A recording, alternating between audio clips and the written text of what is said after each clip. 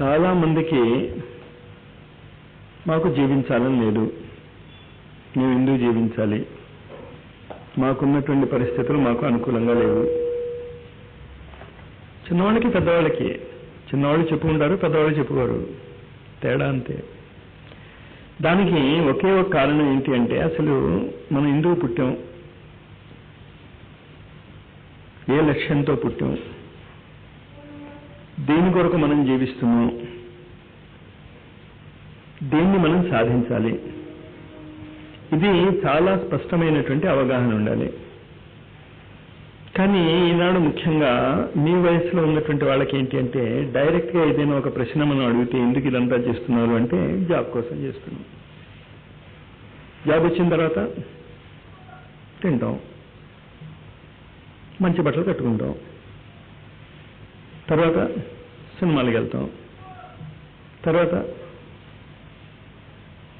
తర్వాత తర్వాత ఏం చేస్తామని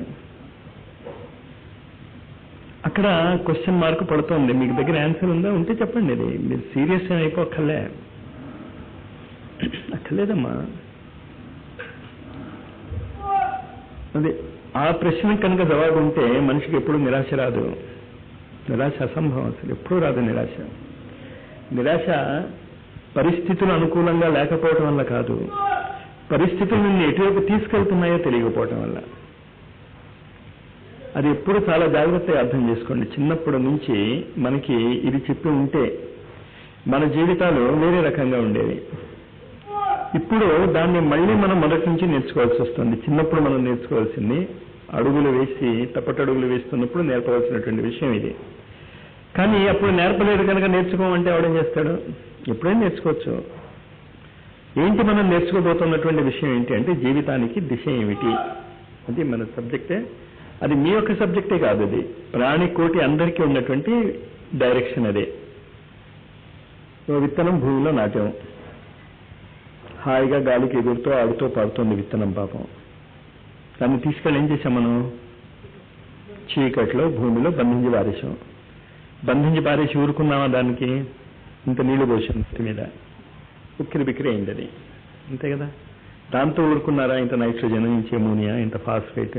మీరు ఎప్పుడైనా రుచి చూస్తే దాన్ని చేదుగా వగరుగా అసహ్యంగా ఉంటాయి. దాన్ని నెత్తి మీద పోసాం కదా. దాని తర్వాత ఏం చేసాం? ఎండకి ఎండమన్నాం. గది లోపల అయ్యో పాపం విత్తనం రేపు ఇది మంచి ఫలాలు ఇస్తుంది నాకు, దాన్ని ఏసీ రూమ్లో పెడదామని ఎవడైనా అనుకుంటున్నాడా? మామిడి చెట్టు మరి ఇప్పుడంతా కొత్త ఆవకాయ రుచులు కదా, మరి ఇదంతా ఇంత ఆవకాయలు అవి ఇస్తుంది మనకి. అంచేత ఆ విత్తనాన్ని దాన్ని మనం బయట బాహ్య ప్రపంచంలో నాటకుండా భూమిలో మన ఏసీ రూమ్లో నాటామనుకోండి, ఏమొస్తుంది? కొన్నాళ్ళ తర్వాత కుళ్ళు వాసన ఇస్తుంది కదా. అంచేత బాహ్య ప్రపంచంలో ఉన్నటువంటి పరిస్థితులకు దానికి ఎక్స్పోజ్ చేయలేదు. మనందరి జీవితాలు జరుగుతున్నది అదే. కుటుంబ వ్యవస్థ అనేటటువంటి పేరుతో బాహ్య జగత్తులో ఉన్నటువంటి పరిస్థితులకి మనం ఎక్స్పోజ్ కావటం లేదు. గాలికి కానీ వానకి కానీ, అంటే ఎండలో తిరిగేయండి, వర్షంలో తడవమని నేను చెప్పటంలే. ఎక్స్పోజర్ లేనందువల్ల ముఖ్యంగా ఏమవుతుంది అంటే మీరు చదువుకుని డిగ్రీలు అవి వచ్చి బయటకు వచ్చాక ఏం చేయాలి? ఉద్యోగం చేయాలి. మళ్ళా ఏం చేస్తారు? మీరు ఒక పరివారంలో బంధింపబడిపోతారు. ఆ పరివారం యొక్క గంటలు కట్టేసుకుని, ఎవరు ఏ పరివారంలో ఉంటే మగాళ్ళు ఆడవాళ్ళు అనేం లేదు అక్కడ. మీరు అసలు మీ పక్కన ఏం జరుగుతోంది, సమాజంలో ఏం జరుగుతోంది, సృష్టిలో ఏం జరుగుతోంది అనేటటువంటి ప్రశ్నలకి మనం ఆలోచించాల్సినటువంటి బాధ్యత కూడా మనకు ఉంది అనేటటువంటిది మర్చిపోయాం.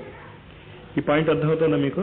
మొట్టమొదట ఎక్కడ తప్పు జరిగిందో తెలిస్తే ఆ తప్పుని సవరించుకోవడం చాలా సులభం. తప్పు ఎక్కడ జరిగింది అంటే ప్రపంచంలో మనం ఉద్భవించాం. ప్రపంచం ఎంత విశాలమైనది? అణోరణీయాన్ మాతో మహీయాన్, అతి సూక్ష్మమైనటువంటి పరమాణువు నుంచి అతి విశాలమైనటువంటి గెలాక్సీస్ వరకు మన సృష్టి. ఇదంతా మనం అలవాటు చేసుకోవాలి. దానిలో మనము కూడా ఒక భాగము. అఖండ మండలాకారం వ్యాప్తం ఏన చరాచరం. ఇంచేత ఈ సృష్టి మొత్తం నువ్వు లేకపోతే ఆగిపోతుంది. అది చాలా జాగ్రత్తగా అర్థం చేసుకోండి. అది మనిషి యొక్కే కాదు, ప్రతి ప్రాణిది. ఆఖరికి ఒక హైడ్రోజన్ పరమాణువు లేదనుకోండి, ఒకే ఒక హైడ్రోజన్ పరమాణువు మీ సృష్టిలోంచి తీసేయండి, సృష్టి ఉండదు. కానీ సృష్టిలోంచి ఒక హైడ్రోజన్ పరమాణువుని కూడా నువ్వు తీసివేయలేవు. సైన్స్ స్టూడెంట్ కదా, ఏంటి అలా ఎలా నేను అంత ఖచ్చితంగా చెప్పగలుగుతున్నాను? హైడ్రోజన్ పరమాణువుని నువ్వు సృష్టిలోంచి తీసివేయలేవు, పదార్థాన్ని కదా.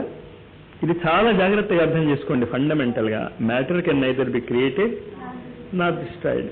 అంచేత ఎవడో మన బుర్రలోకి ఎక్కించేశాడు ఆత్మ ఒకటే, అజరము, అవ్యయము, అవినాశి అని ఎవడు చెప్పాడు? హైడ్రోజన్ కూడా అవ్యయము, అవినాశి, అజరామరమే.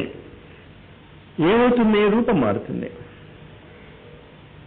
దాని రూపం మారుతుంది. అంచేత నువ్వు నేను చచ్చిపోతాను, ఈ పుట్టడం, ఈ పరిస్థితులు నాకు అక్కర్లేదు, ఇంకో రూపంలో ఆ బాధలు వస్తాయి నీకు.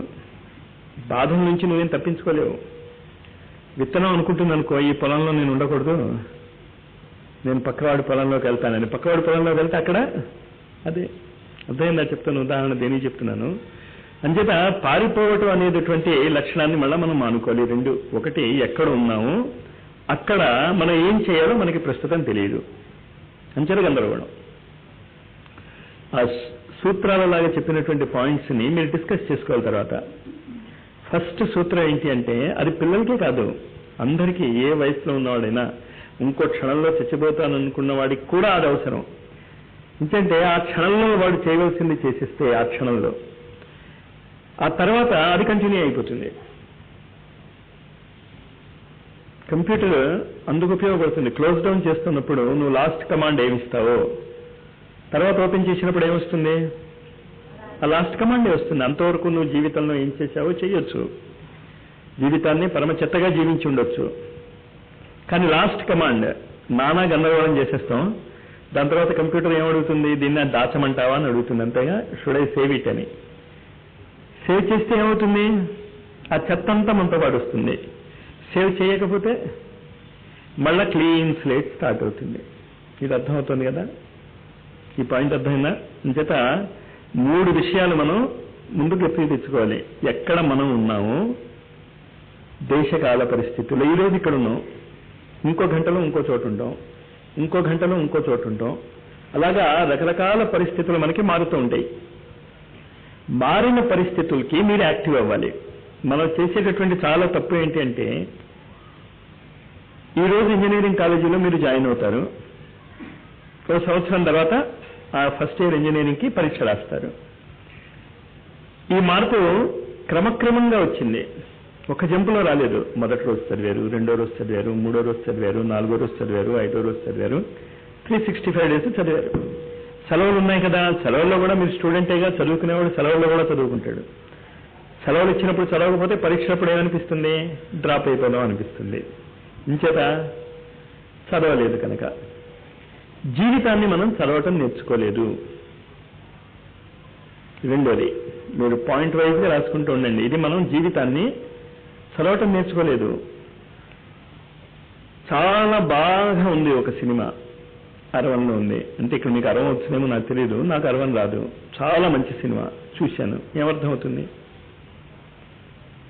అలాగే జీవితాన్ని చదవటం రాదు అంటే ఏం నేర్చుకోవాలి మనం? జీవితాన్ని చదవటం నేర్చుకోవాలి. ఎలా చదువుతారు జీవితాన్ని? జీవితాన్ని ఎలా చదువుతాం అది మనం నేర్చుకోవాలి ఇప్పుడు. కానీ జీవితాన్ని మనం చదవటం నేర్చుకోవటానికి మనం చేయవలసినటువంటి పరిస్థితులు ఏమిటి? జీవితాన్ని చదివేటటువంటి భాష మనకి ఎక్కడి నుంచి వస్తుంది చెప్పగలరా మీరు? How can you read life? ఒకసారి నిప్పులో ఒకడు చేయి పెట్టాడు, కరెక్టే, అబ్జర్వింగ్ నేచరే. ఒకసారి ఒకడు నిప్పులో చేయి పెట్టాడు, కాలదు వాడికి. కాలుతుందా? కాలుతుంది. రెండో రోజు కూడా వాడు నిప్పులో చేయి పెట్టాడు అనుకోండి, ఏమంటావాడని?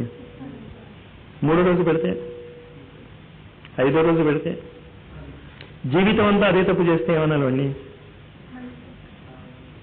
పరమ పరమ పరమ పరమ అనే అనాలి కదా.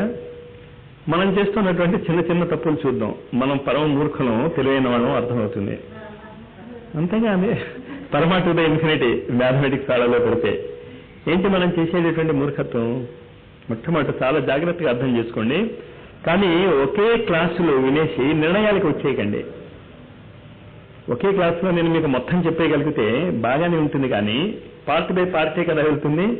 అంచేత మానవ జాతి చేస్తున్నటువంటి పరమ మూర్ఖత్వం ఏంటి అంటే, ఏది శాశ్వతము కాదో దానిని శాశ్వతంగా నేను ఆనందించాలి అనుకోవటం.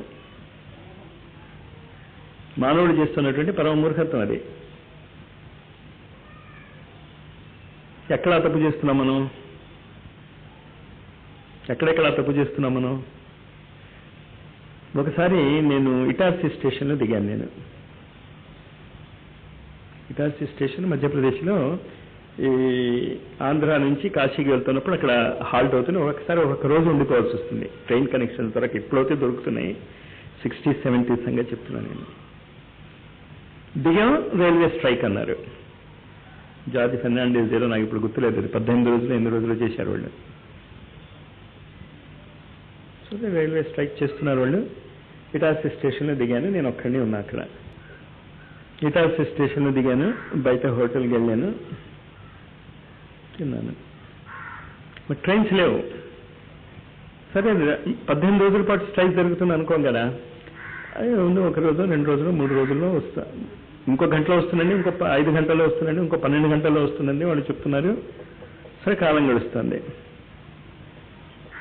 ఈ లోపల అక్కడ మంచి సైట్ బేరానికి పెట్టాడు వాడు.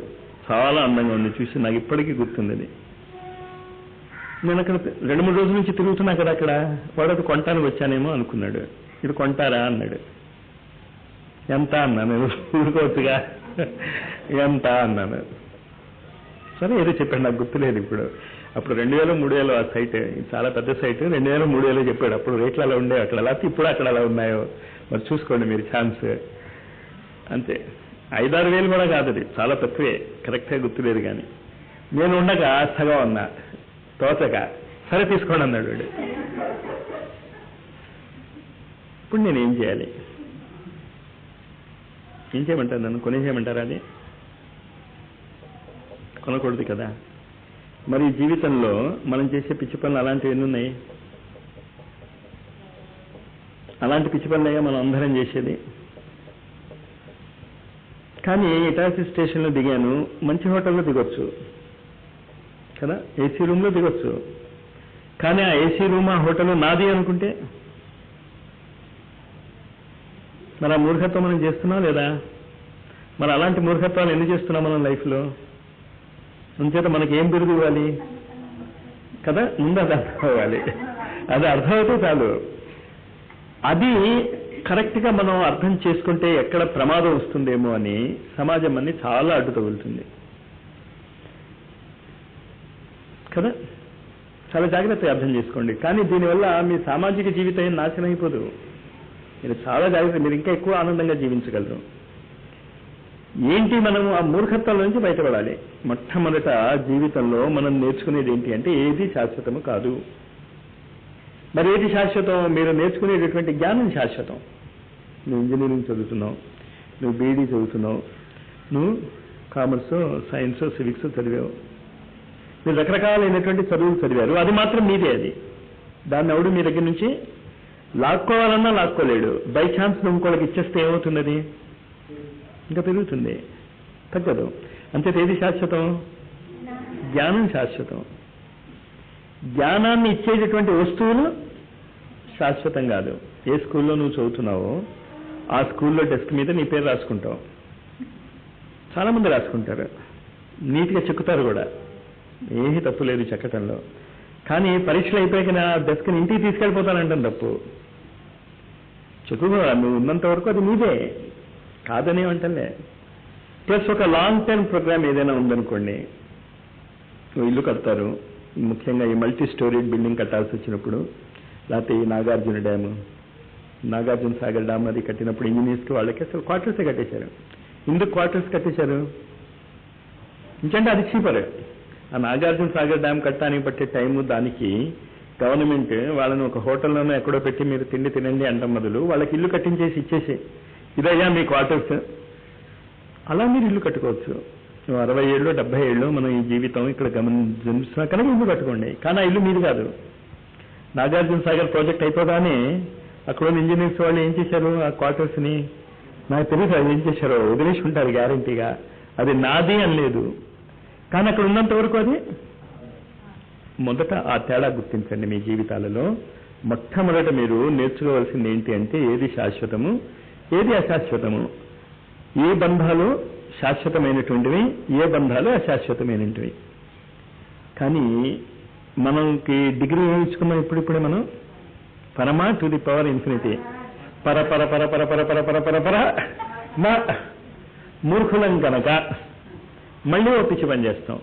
ఎప్పుడైతే ఇది చెప్పామో అయితే బంధాలే వద్దంటాం. అది ఇంకా ప్రమాదం. అది అప్పుడు వీడు మూర్ఖుడే కాదు, వీడు మూర్ఖ స్క్వేర్ పర అనాలి. బంధాలు అవసరమే, ప్రతి చోట బంధాలు అవసరమే. స్నేహం ఉంది, దీనికి బంధాల యొక్క తీవ్రత, బంధాల యొక్క క్షణభంగురత్వము మనకి రైల్వే ప్రయాణంలో బాగా తెలుస్తాయి. ముఖ్యంగా 3 రోజులు ప్రయాణం చేసేటప్పుడు భలే తెలుస్తాయి బంధాల యొక్క తీవ్రత.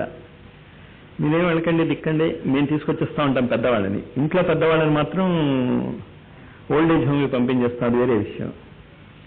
పంపించాల్సిందేమో కూడా, కారణాలు నాకు తెలియవు. కానీ రైల్వే ప్లాట్ఫామ్ మీద భలే ఆప్యాయతలు పుట్టుకొస్తాయి ముక్కు మొహం తెలియని వాళ్ళ మీద.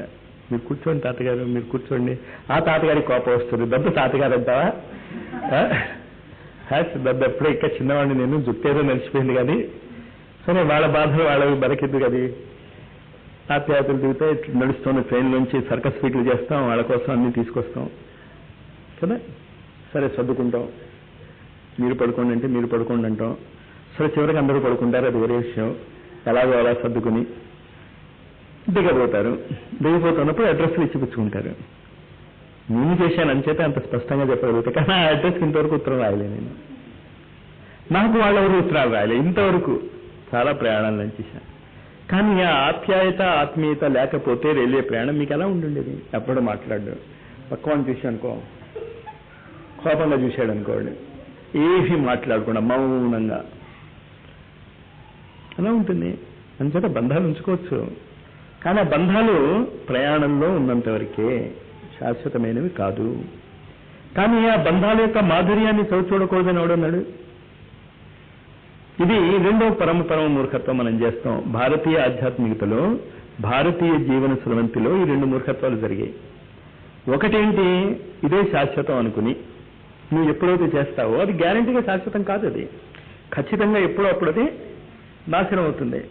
ఒకటి కొన్ని క్షణాల్లో నాశనం అవ్వచ్చు, కొన్ని రోజుల్లో నాశనం అవ్వచ్చు, కొన్ని సంవత్సరాల తరబడి నాశనం కావచ్చు. కానీ నాశనం గ్యారంటీగా అవుతుంది. అది ఒక తప్పు అవుతుంది. రెండో తప్పు ఏంటి, ఎలాగో నాశనం అవుతుంది కనుక వదిలేద్దాం. ఈ 2 తప్పులు మీరు చేయకండి. మొట్టమొదట ఇది మనం ప్రకృతిలో నేర్చుకోవాల్సింది. దీనికి మీరు ఫిలాసఫీ అనే పేరు పెట్టుకోకలేదు, సింపుల్ కామన్ సెన్స్. దీన్ని పెద్ద ఫిలాసఫీ అనే పేరుతో చదివితే మీరు చాలా గందరగోళం పడతారు. ఇది ఫిలాసఫీ ఏం కాదు, ఇది సింపుల్ కామన్ సెన్స్. అంచేత మీ ప్రకృతిని చదవటానికి, జీవితంలో మీరున్నటువంటి పరిస్థితులను చదవటానికి మీరు 2 విషయాలు నేర్చుకోవాలి. ఒకటి, ఏది శాశ్వతం కాదు. అంటే ఏంటి, సుఖము శాశ్వతం కాదు, దుఃఖము శాశ్వతం కాదు. అంచేత ఇప్పుడు దుఃఖంలో ఉన్నావు నువ్వు, అంచేత గ్యారంటీగా సుఖాలు వస్తాయి. ఎంత ఎక్కువ దుఃఖం ఉంటే ఖచ్చితంగా అంత ఎక్కువ సుఖం ఉంటుంది. నేను చెప్తూ ఉంటాను కనుక, ఇరుకు జోడు కదా మా స్నేహితుడిది, ముల్లా నసరుద్దీన్. వీళ్ళకి తెలియదుగా. అంచేత ముల్లా నసరుద్దీన్ అని, ఆ పేరు అతను ముల్లా నసరుద్దీన్ కాదు, ఇంకో పేరు. కానీ ముల్లా నసరుద్దీన్లో ఈ కథ కూడా ఉంది. ఆ కథ అతనికి బాగా సూట్ అవుతుంది. నేను ఢిల్లీలో దిగాల్సి వస్తుంది హరిద్వార్కి, గురువు గారి దగ్గరికి వెళ్తున్నప్పుడు.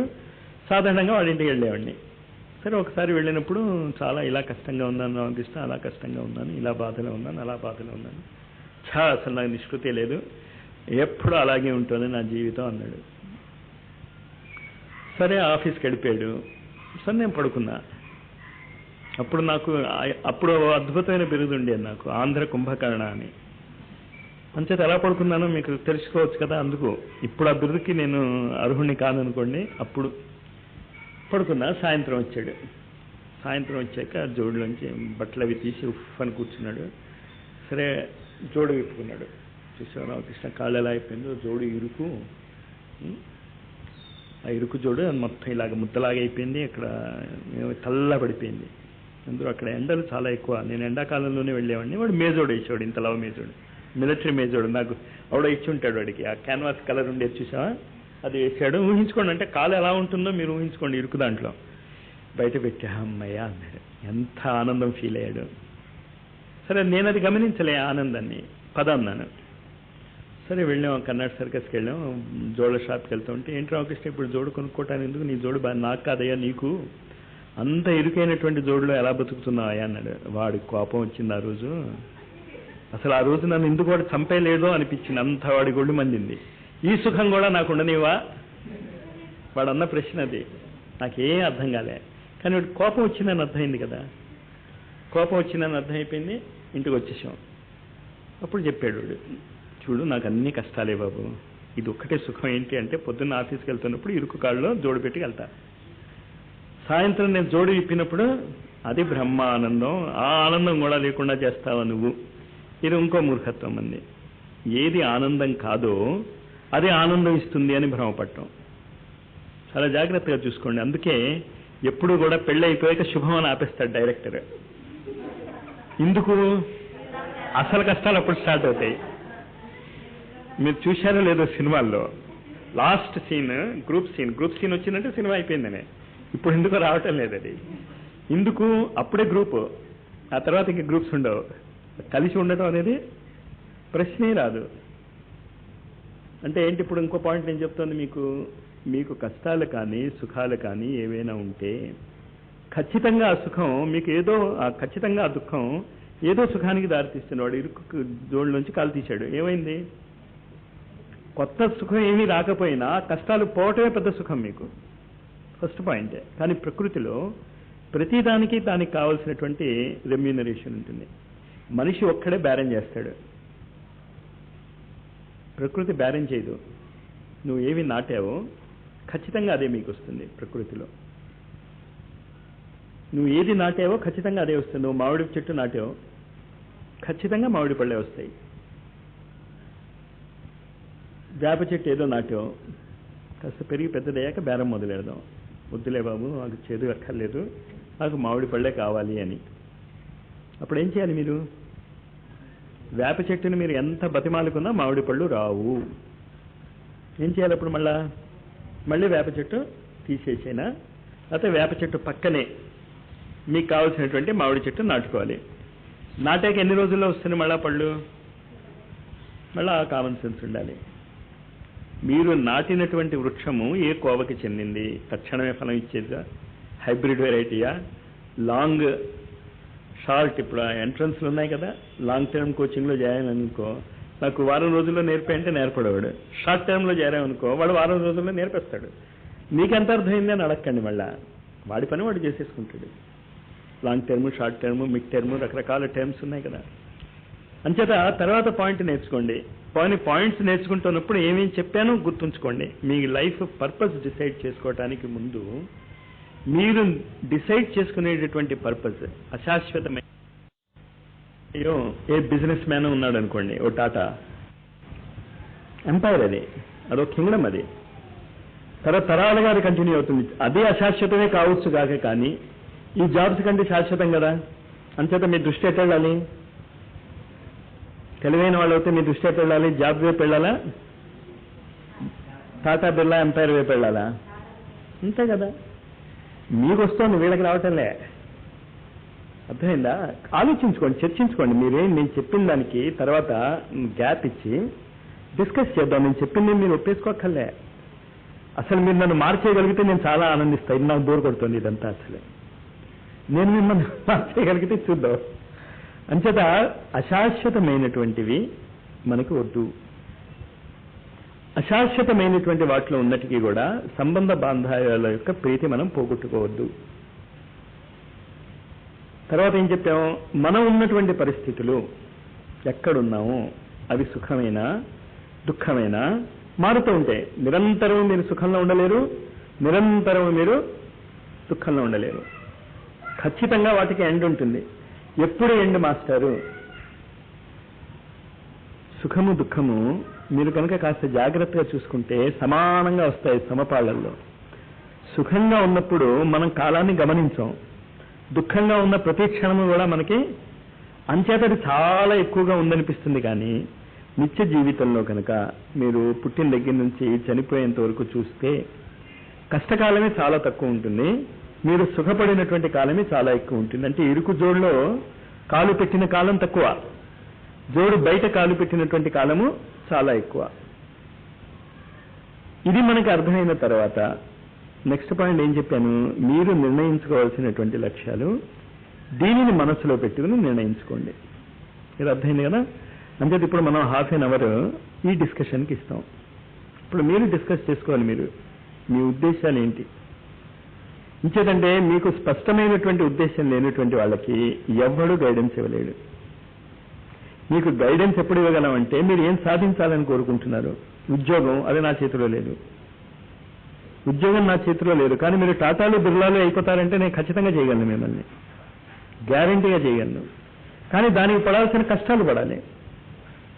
కానీ ఉద్యోగం కోసం మీరు హైదరాబాద్ చుట్టూ తిరగగలరు, ఎంపీల చుట్టూ తిరగగలరు, ఎమ్మెల్యేల చుట్టూ తిరగగలరు, దానికి లంచాలు ఇవ్వగలరు. కానీ ఈ టాటా బిర్లాలు అవటానికి కావాల్సినటువంటి పెట్టుబడి మీరు పెట్టలేరు. ఏం పెట్టుబడి పెట్టాలి? మీ కాలము, మీ శ్రమ. ధనమే ఒక్కలే, ధనం ఉంటే పెట్టుకోవచ్చు, లేకపోతే పెట్టుకోక్కర్లే. శ్రమ సమయాన్ని ఉపయోగించి మనిషి ఎన్ని మ్యాజిక్లైనా చేయగలడు. కానీ మీ లక్ష్యాలు రాగానే అడిగినందుకే మిమ్మల్ని మీ లక్ష్యాలు ఏంటని, మీరు చెప్పినటువంటి లక్ష్యాలకి నా దగ్గర ఆన్సర్ లేదు. నువ్వు బీఈడీ అవుతానంటావు, బీఈడీ అయ్యాక నీకు జాబ్ గ్యారంటీయా? నేను ఇవ్వలేను. ఇంజనీరింగ్ చదువుతావు, ఇంజనీరింగ్ చదివాక నీకు జాబ్ గ్యారంటీయా? గ్యారంటీ లేదు.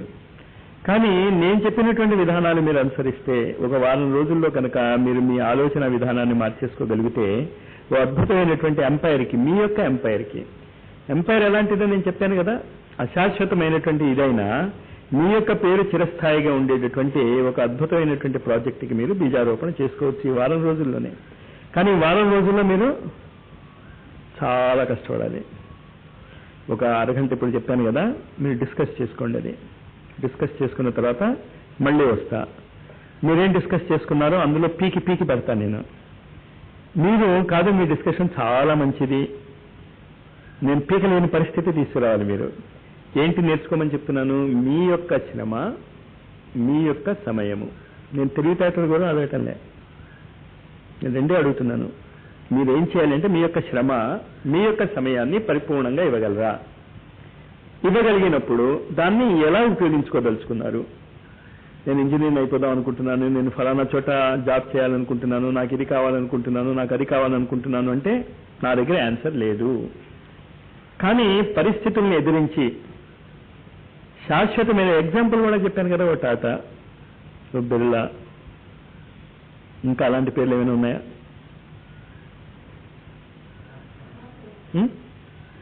ఇండియాలో మనకు దొరకటంలే. అంచేత మనకి కావలసినంత ఫీల్డ్ ఉంది, అందుకు నేను చెప్పింది అది. అలా ఆలోచించే వాళ్ళే లేరు ప్రపంచంలో, ప్రస్తుతం లేరు. అంచేత ఎవడు మొదలెడితే వాడికి అదృష్టం ఇప్పుడు. కానీ నాలాంటి వాడు ఇంకోటి కూడా బయలుదేరుతాడు, ఇంకా వాడంతా బురకెక్కిస్తాడు ఈ విషయాన్ని. చూడు మీకు పోటీకి అప్పుడేమవుతుంది, జాబులు వద్దంటారు, జాబులు వద్దని ఇంకా వాళ్ళు పెట్టుకోవడం మొదలెడతారు, అప్పుడు మీకు పోటీలు వస్తాయి. మరి ప్రస్తుతం మాత్రం రెండే పేర్లు నాకు తెలుస్తున్నాయి. ఆంధ్రాలో అసలు అలాంటి పేరు ఏదైనా ఉందేమో నాకు తెలియదు. టాటా బిర్లా టైప్లో ఉందా? రామోజీరావు, ఇంకా ఇంటర్నేషనల్ కూడా వెళ్తున్నాడుగా. మీరు అడగచ్చు, చాలా ఓపెన్ ఫీల్డ్ ఉంది. ఒక వ్యక్తి ఎంతమంది క్యాటర్ చేయగలడు? ఏమీ క్యాటర్ చేయలేడు వాడు. ఇది అర్థమైంది కదా.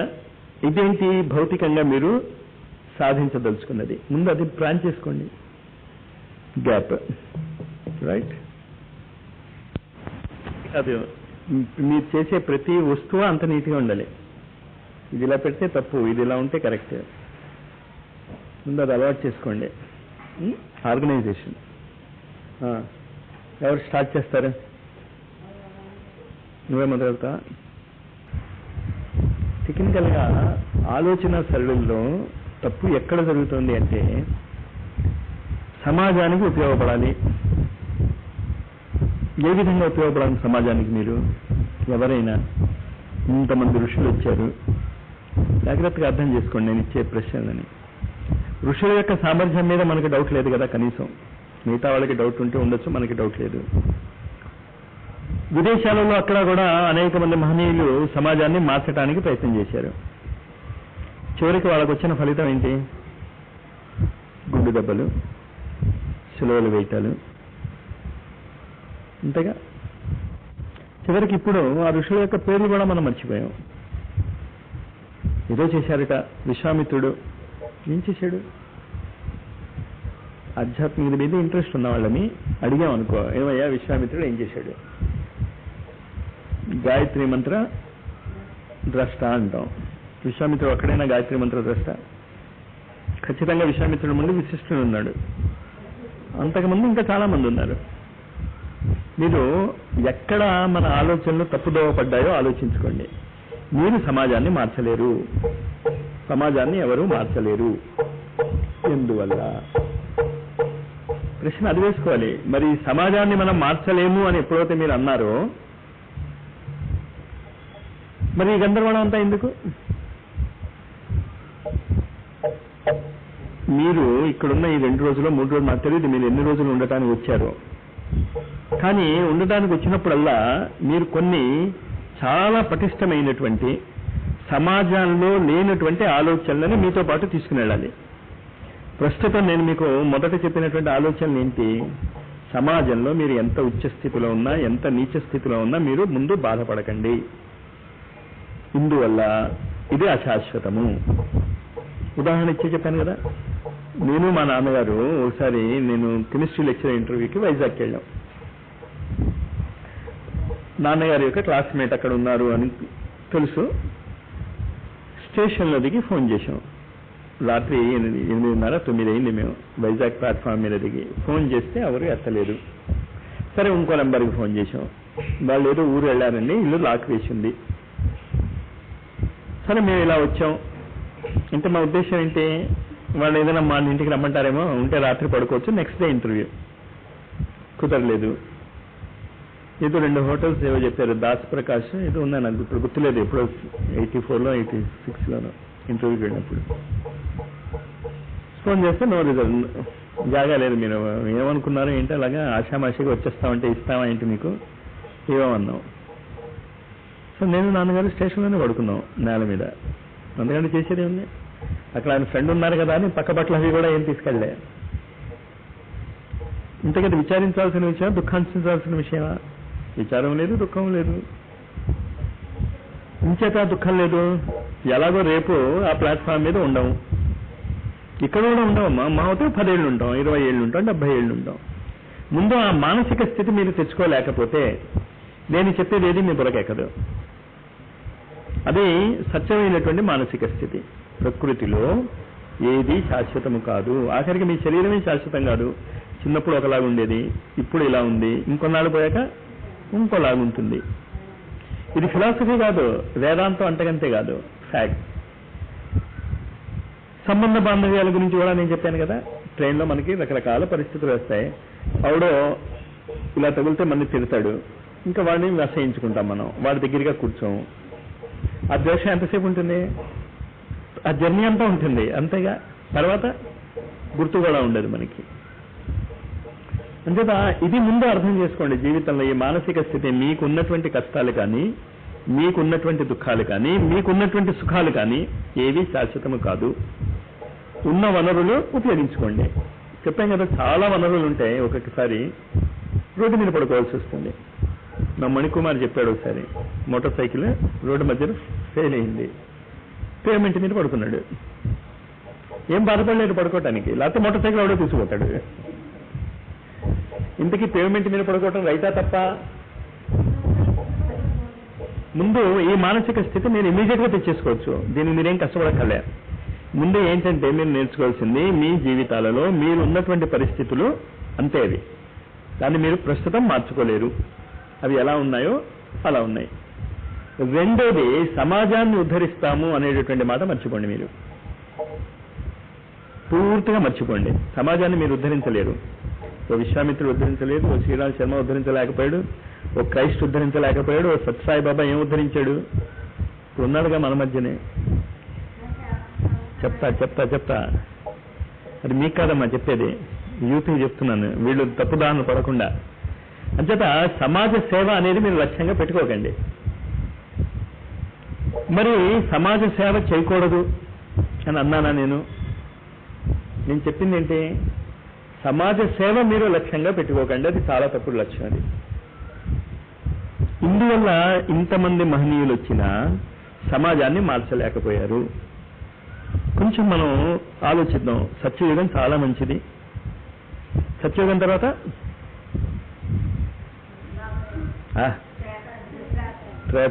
త్రేతాయుగం అంతకంటే కొంచెం చెడ్డది. ద్వాపరయుగం సత్యయుగం కంటే ఇంకా చెడ్డది. కలియుగం పరమ చెడ్డది కదా. కానీ సత్యయుగంలో అసలు రాక్షసులు లేరు. ఉన్నారా? హిరణ్యాక్షుడు, హిరణ్యకశిపుడు వీళ్ళందరూ సత్యయుగపు రాక్షసులేగా.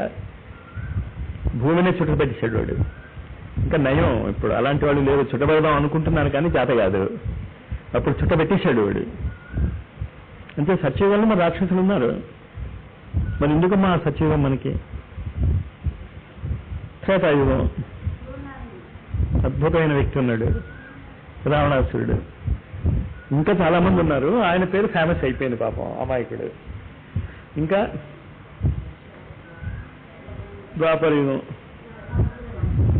ఇంకొక రాక్షసత్వం ఎప్పుడూ ఉంటుందమ్మా. ఏ యుగంలోనూ రాక్షసత్వం లేనటువంటి యుగం ఎక్కడా లేదు. మీరు చాలా జాగ్రత్తగా అర్థం చేసుకోండి. మరి ఈ సమాజాన్ని మార్చడం అనే గందరగోళం ఎక్కడి నుంచి వస్తుంది? ఎందుకు దాన్ని ఆదర్శంగా పెట్టుకోమని అంటున్నారు?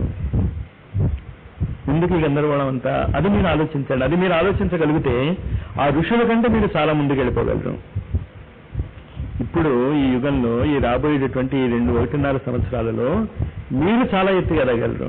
మాకు అవకాశం లేదు. ఇంకంటే మేము డౌన్ ది హిల్, మీరు అప్ ద హిల్. కానీ ఈ అవగాహన లేదనుకోండి. అన్ఫార్చునేట్ ఏంటి అంటే ఈ అవగాహన చెప్పేటటువంటి పరిస్థితులు కల్పించబడటం లేదు. అందుకు ఈ క్లాసులు తీసుకునేది.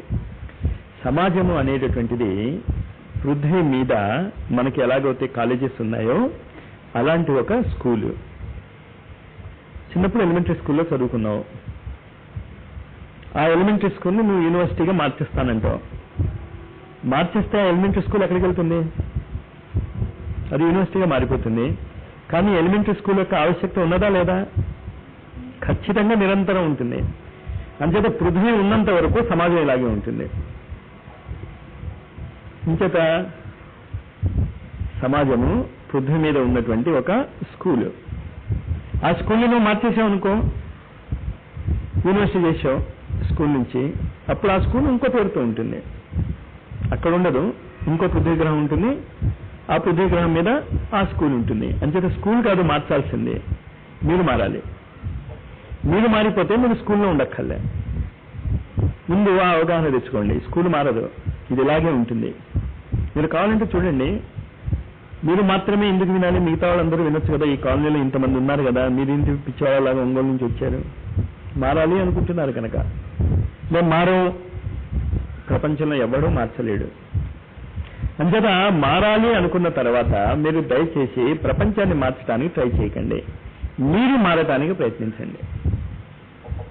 కానీ మనం మారటానికి ప్రయత్నించినప్పుడు మనం ఉన్న చోట కాస్త శుచిగా పవిత్రంగా ఉంచుకుంటే చాలు. స్టూడెంట్గా ఉన్నావు, నీ గదిలో మౌనంగా ఉంటే చాలు. ఊరంతా మౌనం అయిపోవాలంటే అసంభవం. అది నువ్వు చేయలేవు. అది ఆ కండిషన్ ఎప్పుడు వస్తుంది? ఊళ్ళో ఉన్న వాళ్ళందరూ స్టూడెంట్స్ అయిపోయారనుకోండి, అప్పుడు వస్తుంది. కానీ ఊళ్ళో ఉన్న వాళ్ళందరూ ఎందుకు స్టూడెంట్స్ అవుతారు? ఎవరు కదా. చెప్పింది అర్థమైంది కదా. అంచేత సమాజ సేవ అనేటటువంటి లక్ష్యాన్ని విరమించుకోండి. చెప్పినవి చాలా జాగ్రత్తగా బుర్రకెక్కించుకోండి. మరొక ఇతరులకు మనం చెప్పాలా చెప్పక్కర్లేదా? కంబైన్ స్టడీ లాగా ఇతరులకు చెప్పండి. అది వాళ్ళ కోసం కాదు, మన కోసం చెప్పుకుంటున్నాం అనేది గుర్తుంచుకోండి. కానీ ఒక్కొక్కసారి నాకు చాలా అనుభవం.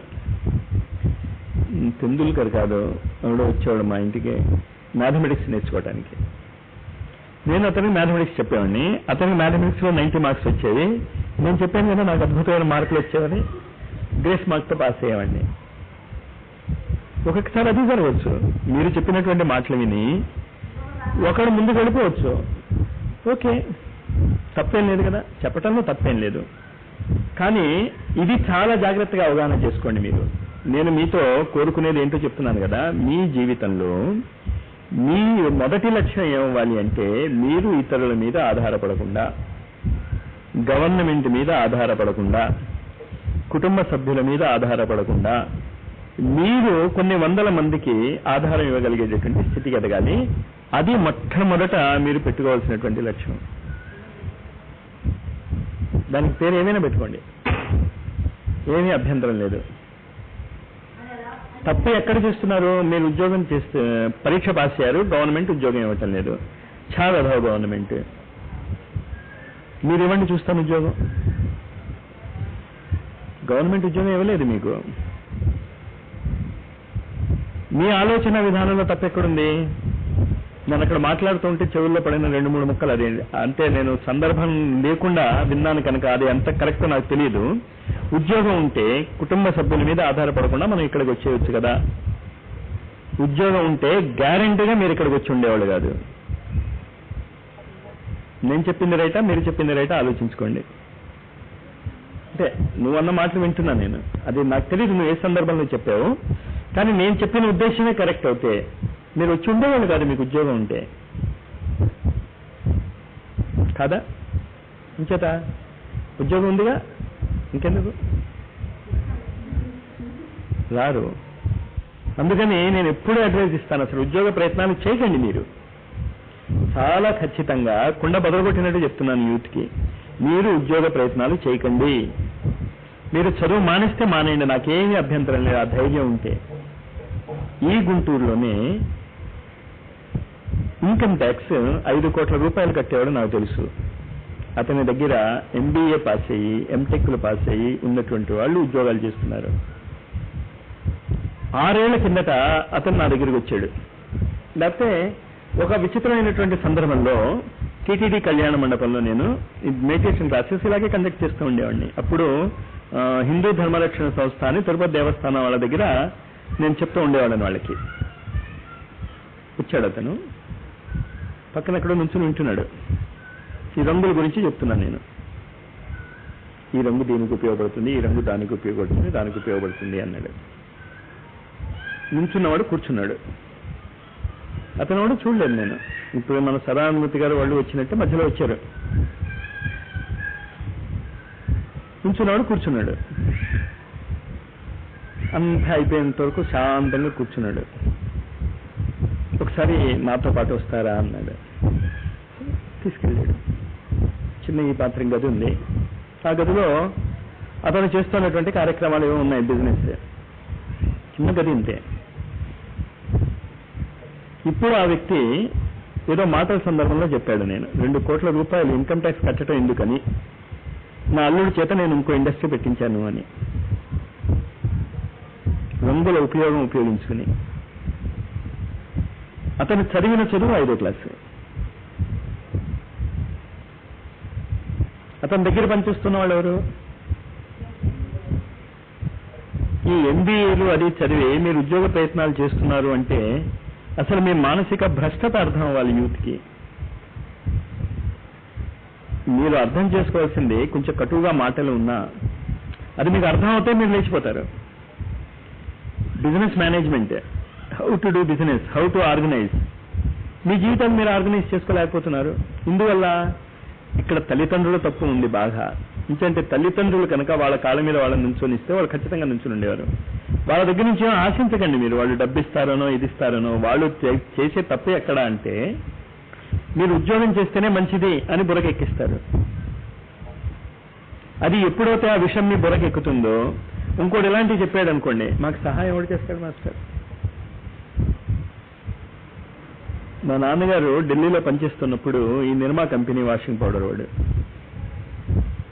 బకెట్లో పెట్టుకుని, ఇవి C138 నన్ను నీ అక్కడికి వచ్చేవాడు. వాడు గౌన్స్ కట్టేసుకోవటం, మా వాషింగ్ పౌడర్ ఎంత బాగుందో తెలుసా అంటాం, బట్టలు ఉతికేసేయడం, వెళ్ళిపోవటం. వాడే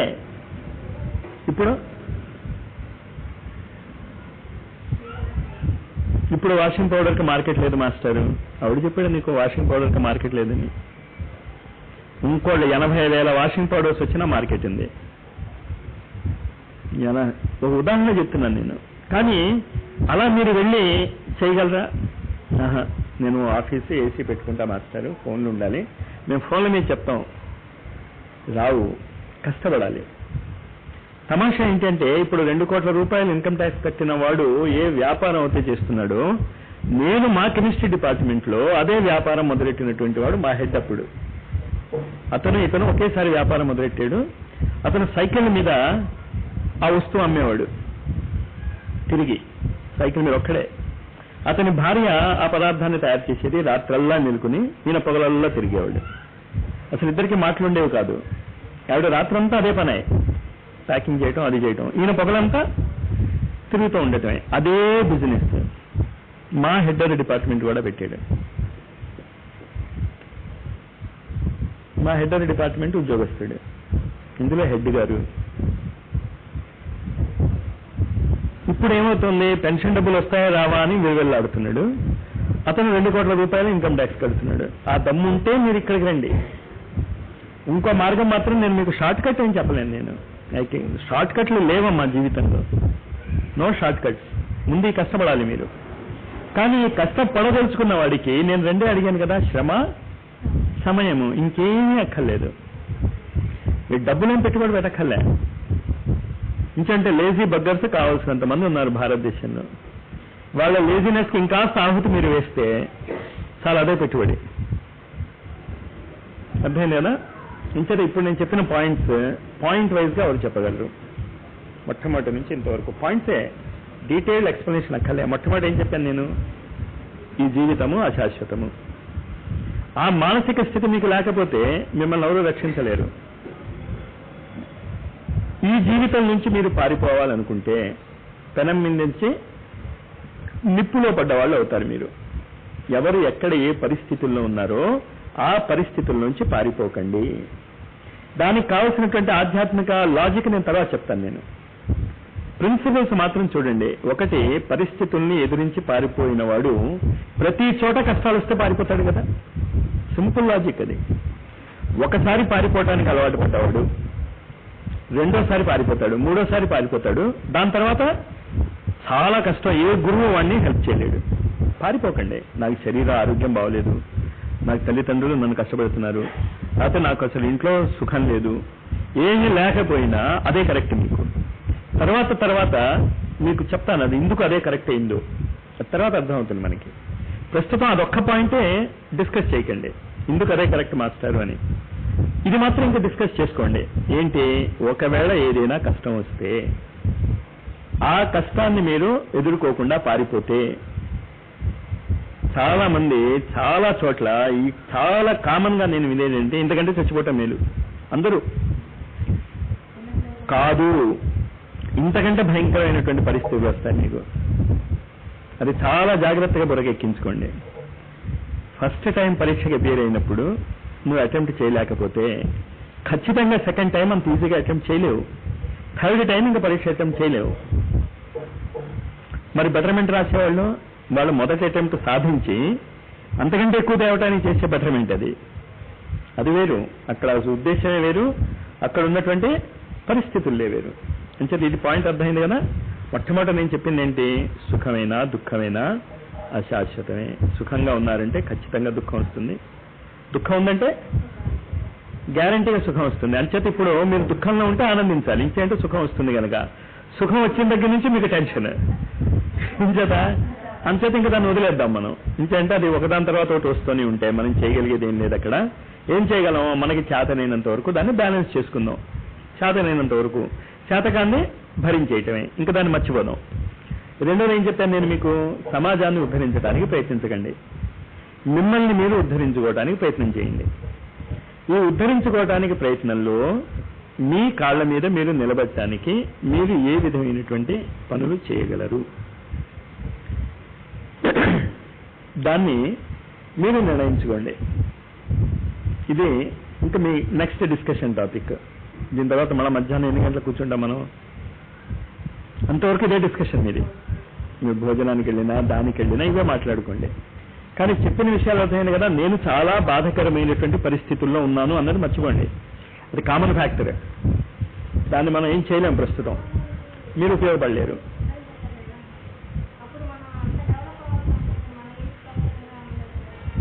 చాలా మంచిది, చాలా మంచిది. అవసరం లేదు, నాకు ఇదేం అక్కర్లేదు, నా నీడ్స్కి సరిపోయేది చాలు అనుకుంటే ఆగిపోక్కడ. తర్వాత ఏం చేస్తామని, నీ నీడ్స్కి ఎంత కావాలి? రోజుకి 2 రొట్టె ముక్కలు ఉంటే చాలు టెక్నికల్గా. ఆ 2 ముక్కలు అడుక్కుంటే వచ్చేస్తుంది. చెప్పునా, అదే భారతీయ యోగులు చేసేది. ఇందులో ఇదంతా ఎలాగో పోతుంది కదా. ఋషులు వాళ్ళు, సిద్ధి సాయి వాళ్ళు అంతేగా చేశారు. దానికి నాకు కావాల్సిన ఒక గుడ్డ పీలిక రోడ్ల మీద పడిన 4 గుడ్డ పీలికను ఎత్తుకొని కుట్టేసుకుంటే వచ్చేస్తుంది. ఆహారము 4 ఇళ్లను అడుక్కుంటే ఎవడో ఒకడు ఇస్తాడు. ఒకడు చీపో అంటాడు, ఇంకోటి ఇస్తాడు. తర్వాత అంతా ఆయన సాధనకు ఉపయోగించుకున్నాడు. కానీ ఆయన సాధన ఎవరికి ఉపయోగపడలే. ఆయన చాలాసార్లు చనిపోయేటప్పుడు కూడా ఏం చెప్పాయంటే, నేను ఏది ఇద్దాం అనుకుంటున్నానో అది ఎవడు అడగటం లేదు. ఏం అడుగుతాడో రేపు పగిలిపోయేది అడుగుతున్నావు. ఈ అశాశ్వతమైన వాటిని ఇందాక నేను చెప్పాను కదా, ఇటార్సీలో నేను భూమి కొన్నట్టే ఉంటుంది. చవకగా దొరుకుతుంది కదా అని భూమి కొనుగుతాయి. ఇటార్సీలో భూమి కొంటే నాకేం లాభం? అంతేదా యోగి అవ్వాల్సిన నిర్ణయం అయితే అసలు ఆ కరెక్ట్ నిర్ణయం అది. ఈ చివటం అమ్మ అవధూతలు వాళ్ళు ఉన్నారు కదా, అలా మారిపోవచ్చు. దానికి కూడా నేను ఓటు వేస్తా అనుకో. నీకు కావాల్సిన ఫుడ్ గ్యారంటీగా నీకు వచ్చేస్తుంది. ఫుడ్ మాత్రమే వస్తుంది. నీకు షెల్టర్ వస్తుందా, పాలరాతి మందిరాలు వస్తాయా? వస్తే అవి రావచ్చు. నువ్వు అమ్మ అయిపోవచ్చు. అది లక్ష్యం పెట్టుకోవచ్చు. నేను దాన్ని కాదండి నేను. కానీ అంత తీవ్రమైనటువంటి లక్ష్యం పెట్టుకోలేకపోతే మాత్రము నువ్వు ఎదగకపోతే నిన్ను నొక్కేస్తారు. 2 విధానాలు ఉన్నాయి ప్రకృతిలో. నువ్వు యావరేజ్గా జీవించలేవమ్మా. కిందకైనా వెళ్ళిపో, పైకైనా వెళ్ళిపో. మధ్య తరగతిగా నువ్వు ఎక్కువ కాలం జీవించలేవు. ఎవడో ఒకడిని ఎక్స్‌ప్లాయిట్ చేస్తాడు. ఇంకా తెలియకపోతే డిస్కస్ చేయి, వదిలేయొద్దు నన్ను. నేను చెప్పా కదా మీతో, మీరు సాధ్యమైనంత వరకు ఒక అతి స్పష్టమైన అవగాహన తీసుకుని వెళ్ళండి. ఇది మేము చేయబోతున్నాం, ఇంకా దాన్ని పట్టుకోండి. ఇప్పుడు నేను చెప్పాను కదా, ఈ లక్ష్యం యోగిని అవ్వాలి. ఇంకా ఆ లక్ష్యాన్ని మించినటువంటి లక్ష్యం లేదు అసలు. అది సుప్రీం. అది ఇంకప్పుడు ఏం చేయాలి? ఇంకేదంతా వదిలేయటమే. ధ్రువుడు, ప్రహ్లాదుడు, రమణ మహర్షి, రామకృష్ణ పరమహంస వాళ్ళు ఏం చేశారో అది చేస్తాం. కానీ అది నేను అడ్వైజ్ ఇవ్వను. ఇంచేత అది నేను అడ్వైజ్ ఇవ్వను అంటే, ఆ విధమైనటువంటి మానసిక స్థితే ఉండుంటే ఇప్పుడు ఇలా ఉండుండం మనం. అంచేత అలాంటి స్థితి ఇప్పుడున్న పరిస్థితులు బట్టి ఎస్కేపిజం అవుతుంది అంతే. ఎలాగో ఇది చేయలేము, ఎలాగో చదవలేము, ఎలాగో పైకి ఎదగలేము, వదిలేద్దాం. అప్పుడు నువ్వు ఆ యోగ సాధన కూడా వదిలేస్తావు. ఇందాక నేను చెప్పిందే, చనిపోతాను అన్నవాడు ఎలాగైతే పారిపోతున్నాడు, జీవితంలో నువ్వు ఒక స్థితికి ఎదగలేనప్పుడు యోగ సాధనలో అసలు ఎదగలేవు. ఎందుకు ఎదగలేవు అంటే యోగ సాధన ఇంకా కష్టమైంది. సూపర్లేటివ్ కష్టం. అది అంత సులభం ఏం కాదు. అంత సులభం అనేశారు అందరూ. అంత సులభం ఏం కాదు అది. ఇంకా డిస్కస్ చేయండి అంటున్నాను. నేను చెప్పాక మీరు రైట్ అని ఒప్పేసుకుంటే లాభం ఏంటి? ఒక విషయాన్ని డిస్కస్ చేయొద్దన్నా నేను. ఇప్పుడు మీరు ఉన్నటువంటి పరిస్థితి కంటే బెటర్ పరిస్థితి మీకు రాదు. అది తర్వాత ప్రూవ్ చేస్తాను నేను. ప్రస్తుతానికి అది ఒప్పేసుకోండి. మిగతాదంతా డిస్కస్ చేయొచ్చు. మీరు చెప్పండి. లక్ష్యం, నువ్వు ఇండివిజువల్గా చాలా గొప్పగా ఎదిగిపోవాలి. ఎదిగాక అప్పుడు తర్వాత ఆలోచిద్దాం. ఇంచేతంటే నాకు మా తాతగారి దగ్గర మా తాతగారు సబ్ ఇన్స్పెక్టర్గా పనిచేస్తూ ఉండేవారు. అప్పుడు సబ్ ఇన్స్పెక్టర్ అంటే ఇప్పుడు డిఎస్పీ కంటే చాలా పవర్ఫుల్ చెప్తున్నా. అంచేత మా బామ్మగారు వాడికి ఆ పని వాడికి సంచి ఇచ్చి ఒరే బజార్కి వెళ్ళి కూరలు తీసుకురా అనేది.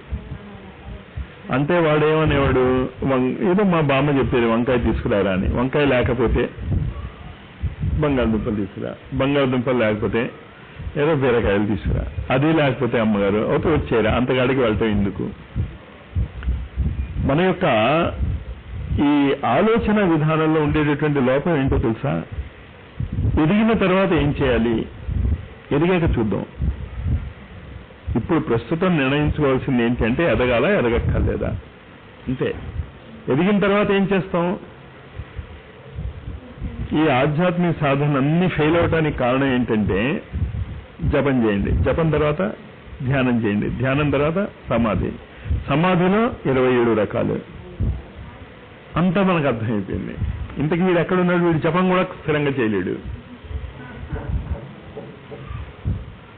అందుకని దృష్టి పట్టింది ఆధ్యాత్మికత. లేకపోతే అది అద్భుతమైనటువంటి రాయల్ రోడ్. అసలు అది జీవితం యొక్క చరమ పురుషార్థము అంటాం. అది అంటే ద ఫైనల్ ఆన్స్లాట్.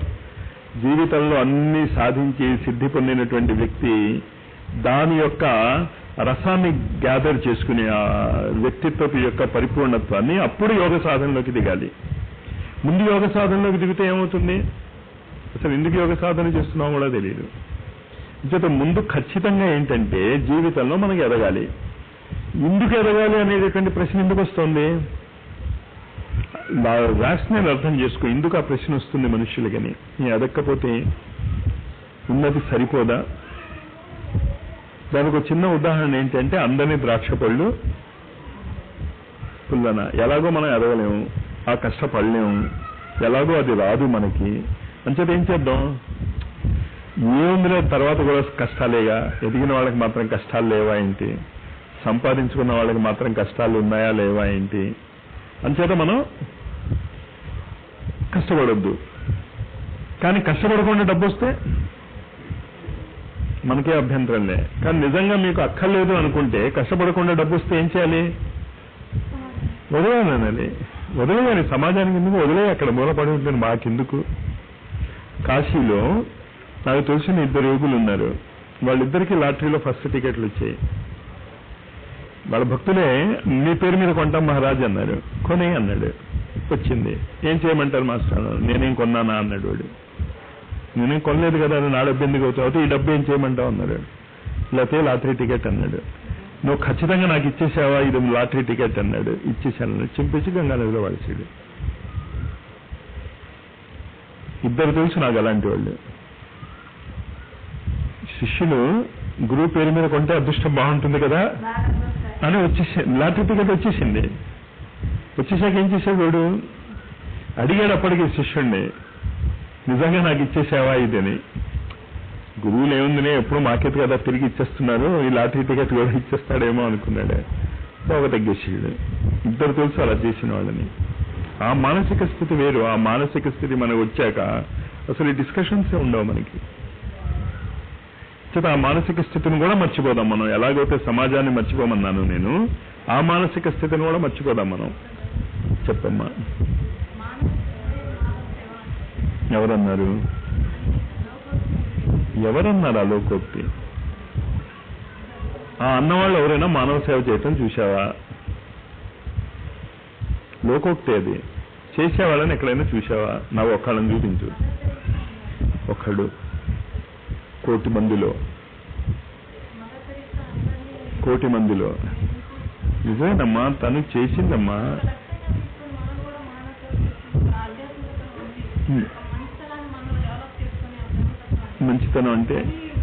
మంచితనం అంటే సేవ అంటే ఇప్పుడు 2. కానీ సరే ముందు ఒక మదర్ తెరెసా ఒకటి చూపించో. ఇంకా చెప్పమ్మా. ఇంకొకళ్ళని చెప్పమ్మా. నువ్వు ఒకటే చెప్పావు. ఎక్సెప్షన్స్ నేను ఒప్పుకోను. మనం ఎక్సెప్షన్స్ కావు. We are very normal human people. కాలేము. వద్దు, అలాంటి ఆశలు మనం పెట్టుకోవద్దు. గవాస్కర్ లాగా బ్యాటింగ్ చేయగలిగేవాడు అదొక టాలెంట్తో పుడతాడు తప్ప నువ్వు గవాస్కర్ అవ్వలేవు. తెందుల్కర్ లాగా ఊపేస్తాను నేను బ్యాట్ అంటాడు. కామ్లీ ఎవరో కదా అతని ఫ్రెండ్, ఊపగలిగాడా? వెళ్ళాడు. తనతో పాటు నేను BSc అది చదువుతున్నప్పుడు నీలాగే ఊపాలనే, నేను రంజీ ట్రోఫీలో సెంచరీ కొట్టానని అక్కడ ఊపాడు. ఏమైంది? ఎక్కడ పోయాడో కూడా కనిపించదు. ఎప్పుడు మీరు చాలా జాగ్రత్తగా గుర్తుంచుకోండి, ఎక్సెప్షన్స్ ని మీరు ఆదర్శాలుగా తీసుకోకండి. ఒకడు చాలా బాగా పాడగలడు అంచేత నేను పాడేస్తాను అన్నావు అనుకో, ప్రయత్నించడంలో తప్పు లేదు, కానీ పాడలేవు. ఎందుకు ఆ ప్రయత్నాలు? మాధవ సేవ కరెక్టే. మానవ సేవ చేసినటువంటి 2వ పేరు నువ్వు చెప్పలేకపోతున్నాను. అసలు అన్నది ఎవరు? అది మొట్టమొదట ఎవరు అన్నది? మానవ సేవే మాధవ సేవ అని. అర్థమవుతున్నా? ఎందుకని చెప్తున్నాను నేను ఆ పాయింటే. ఇంచేత దాన్ని ఆచరించే వాళ్ళు మనకు ఎవడైనా కనిపించకపోతే స్టెప్స్ ఎలా తీసుకుంటావో తెలియదు మనకి. ఇప్పుడు నేను చెప్పేటటువంటి పాయింట్స్ ఉన్నాయి కదా, శ్రమ సమయం ఉపయోగించుకుని మీరు ఇలా ఉపయోగించుకుంటే పైకి ఎదగొచ్చు. కోట్లాది మంది ఎగ్జాంపుల్స్ నేను గుంటూరులోనే చూపిస్తాను. నేను ఒకటి ఇప్పుడే చెప్పానుగా, అలాంటి వాళ్ళు చాలా మంది ఉన్నారు. కానీ వ్యక్తిగతమైన పేర్లు చెప్పటం ఇష్టం లేక నేను వాళ్ళ పేర్లు చెప్పటం లేదు. వాళ్ళ పెర్మిషన్ లేకుండా వాళ్ళు ఇలాంటి హీన స్థితిలో కావిడే మూసుకుంటూ నీళ్ళిస్తూ బతుకుతున్నటువంటి వాళ్ళు ఇప్పుడు 5 స్టార్ హోటల్స్ నడుపుతున్నారు. నీళ్లు ఇదివరకు ఉండేవి కావట గుంటూరులో వాటర్, కావిడి భుజం మీద వేసుకున్నారు, వెళ్ళారు. వాళ్ళని మనం ఆదర్శంగా తీసుకోవచ్చు. ఇంకంటే ఆ పని మనం చేయగలం. మానవ సేవ మాధవ సేవ మనం చేయలేం. ఇంకంటే మనకు మాధవ ఎక్కడ కనిపించాడు, మనిషి కనిపిస్తాడంటే ఎక్స్ప్లాయిట్ చేస్తారు. మదర్ థెరిసాని ఎక్స్ప్లాయిట్ చేస్తారు, చేయని అది వేరే విషయం. కానీ మనకు ఆ మానసిక సామర్థ్యం లేదు. ఉంటే అసలు అందరూ దిగిపోతాం. అసలు మనం ఇంకా అసలు ఇలాంటి పరిస్థితి రాదు మనకి. యోగ సాధనకి దానికి ఆ కారణ జన్మలు ఉంటారు. ఇప్పుడు ధ్రువుడు ప్రహ్లాదుడు ఈ క్లాస్ తీసుకున్నామా ఏంటి వాళ్ళకి, అంతే వాళ్ళు వెళ్ళిపోయారు. కానీ అది మీకు అడ్వైజ్ ఇవ్వను నేను. ఇంకంటే ఆ మానసిక స్థితి చాలా రేర్. ఒకవేళ ఆ మానసిక స్థితి మీలో ఉందనుకో, ఒకవేళ అది ఆటోమేటిక్గా మిమ్మల్ని లాగిస్తుంది. అది ఎవ్వడో ఆపలేడు మిమ్మల్ని. So no problem. అసలు తప్పు స్టెప్ వేసే పరిస్థితే రాదు. కానీ డిస్కస్ చేయండి. నేను అందుకని ఆగాను. నేను చెప్పానని ఒప్పేసుకోకండి. నా ఉదాహరణలు అవి ఎందుకు చెప్తున్నాను అంటే,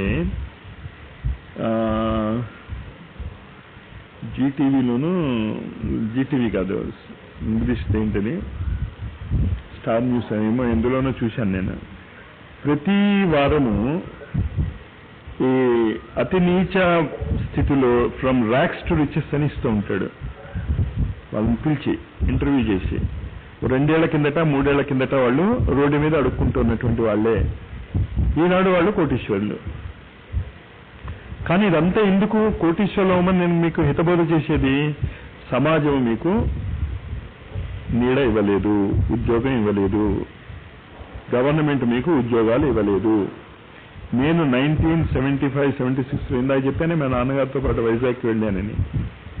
వెళ్ళినప్పుడు కెమిస్ట్రీ లెక్చరర్ పోస్ట్ వెళ్ళాను నేను యూనివర్సిటీకి, ఒకే ఒక పోస్ట్. మేము పిహెచ్డీ చేసి ఎంఎస్సీ పాస్ అయిన వాళ్ళం 84 మంది. ఇప్పుడు అది 79-76లో. ఇప్పుడు ఏమైంటుందా రేషియో? పెరుగుంటుందా తగ్గుంటుందా? మీకు ఉద్యోగాలు ఎవడిస్తాడు? ఆ దారి క్లోజ్ అయిపోయింది మీకు. అది వెతుక్కోకండి, మీకు అనవసరం. అది వచ్చిన ఇదే రేషియోలో ఉంటుంది మీకు. అంచేత కామన్ సెన్స్ ఏంటి అంటే, మీరు ఉద్యోగాల ప్రయత్నం మానుకోండి, అందుకు చెప్పింది ఇది. అంతే తప్ప అదేదో మనకి కోటీశ్వరులు అయిపోవాలని కోరికతో కాదు. కానీ ఎప్పుడైతే మీకు ఉద్యోగాలు దొరకవో, ఇంకేంటి 2 పనులు ఉన్నాయి మీ దగ్గర. ఏం చేయాలి? ఉద్యోగాలు దొరకటం లేదు, మీరేం చేయాలి అప్పుడు? ఐదర్ మిమ్మల్ని మీరు చాలా లో గ్రేడ్కి తీసుకెళ్ళిపోయి ఏ పని మనిషిలాగో, అంతే కదా, అలాంటి ఉద్యోగాలే మిగులుతాయి. ఇంచేత లేజినెస్ పెరిగిపోయింది కనుక. అమెరికాలో అయితే మీకు పని మనుషులు దొరకరు. ఇండియాలో లేజినెస్ పెరిగిపోయింది కనుక చెప్తూ ఉంటాం పక్క వాళ్ళకి. అది మాత్రం గ్యారంటీగా దొరుకుతాయి పని మనుషుల పోస్టు. అంటే ఇంకా మనం చెప్పలేము, ఇంకా మోడర్నైజ్ అయిపోతే పని మనుషుల పోస్టులు కూడా దొరకపోవచ్చు. ఇప్పుడున్న పరిస్థితి అది. నెక్స్ట్ ఏంటి? ఎలాగో మీరు కష్టపడాల్సిందే, మీ కాళ్ళ మీద మీరు నిలబడాల్సిందే.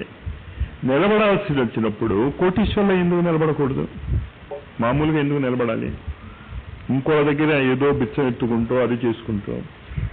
నేను చాలాసార్లు చెప్తాను, ఈ బీఈడీ అది చదువుతున్నటువంటి వాళ్ళకి, ఓ రెసిడెన్షియల్ కాలేజీలోనే మీకు ఉద్యోగాలు దొరుకుతాయి. గవర్నమెంట్ జాబ్ దొరకవు కదా, రెసిడెన్షియల్ కాలేజీలో ఉద్యోగాలు దొరకవచ్చు. ఆ రెసిడెన్షియల్ కాలేజీ మీరు ఎందుకు పెట్టుకోలేరు? ఇంకోటికి వచ్చగా ఉద్యోగాలు మీరు ఎందుకు పెట్టుకోలేము? బాధ్యత ఉండదు.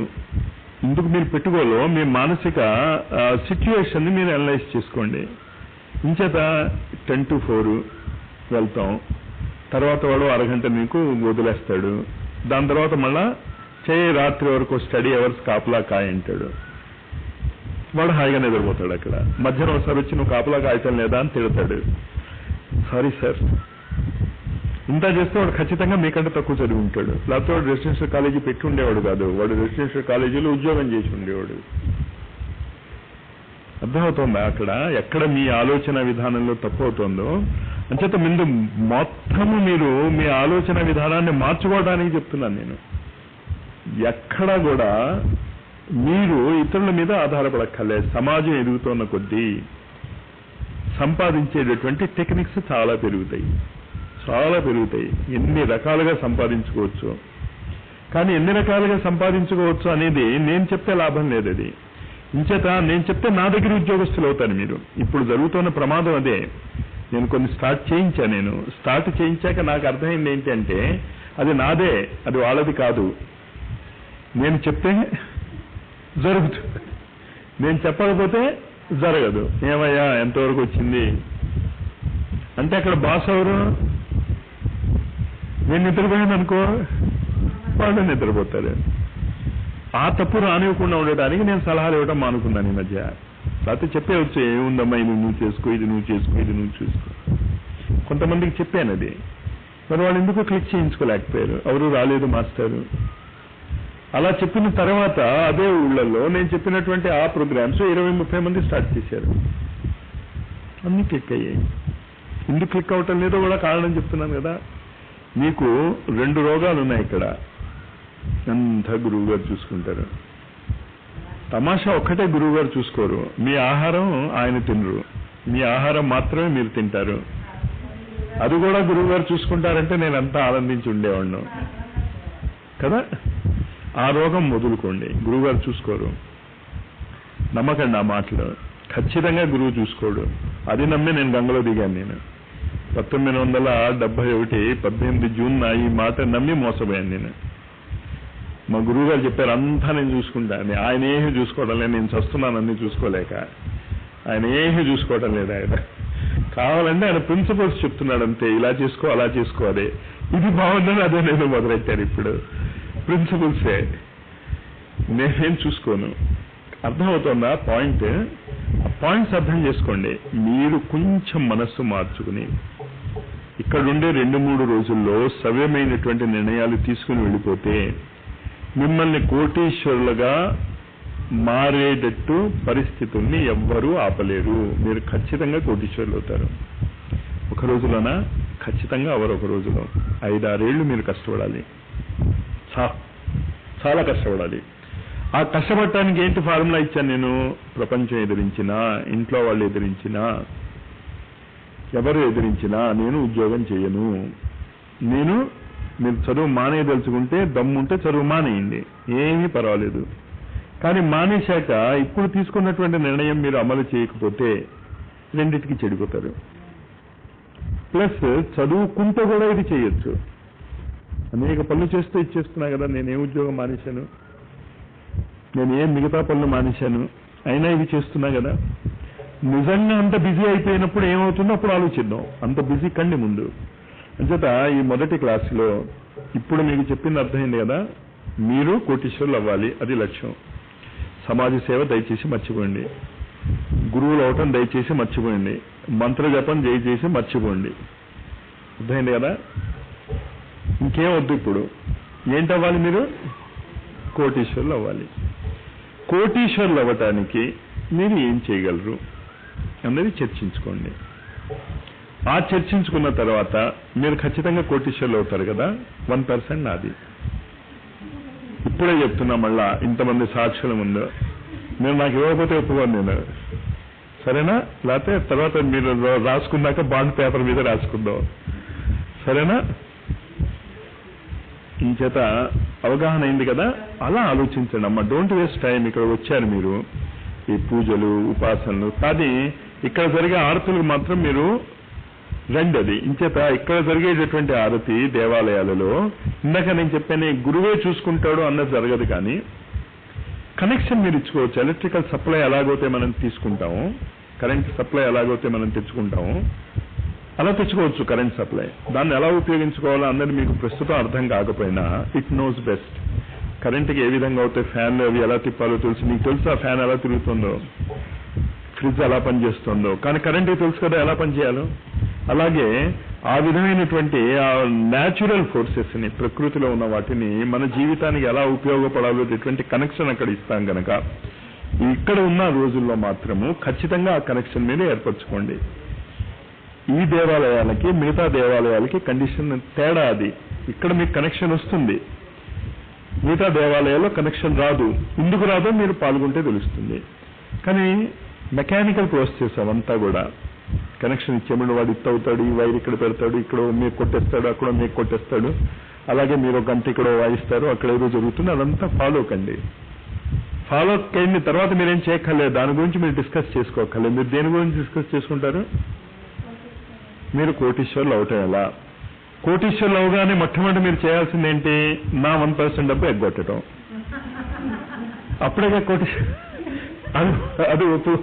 అది జరగకుండా ఎలాగో నేను చూసుకుంటా, అది నా బాధ. మీరు ఎగ్గొట్టకుండా మీరు ముందు కోటీశ్వర్లు అయిపోండి, సరే. కానీ లైన్లో మాత్రం మీరు ఖచ్చితంగా ఇక్కడి నుంచి వెళ్లే ముందు లైన్లో పడిపోతారు. కానీ పడిపోవాలంటే నేను చెప్పింది విని ఊరుకోవటం కాదు. ముందు మీరు కొన్ని బూజులు వదిలించుకోండి. ఏం వదిలించుకోమని చెప్పాను ఇప్పుడు నేను? మానవ సేవ మాధవ సేవ, గుడ్ బై. విశ్వ కళ్యాణం, గుడ్ బై. సమాజ సేవ, గుడ్ బై. తల్లిదండ్రులు చెప్పినట్టు వింటాము, గుడ్ బై. పెద్దవాళ్ళు చెప్పినట్టు వింటాము, గుడ్ బై. ఉద్యోగ ప్రయత్నాలు, గుడ్ బై. ఏం ప్రయత్నాలు? అంతే. చూద్దాం ఎందుకు కావు. స్వస్తి.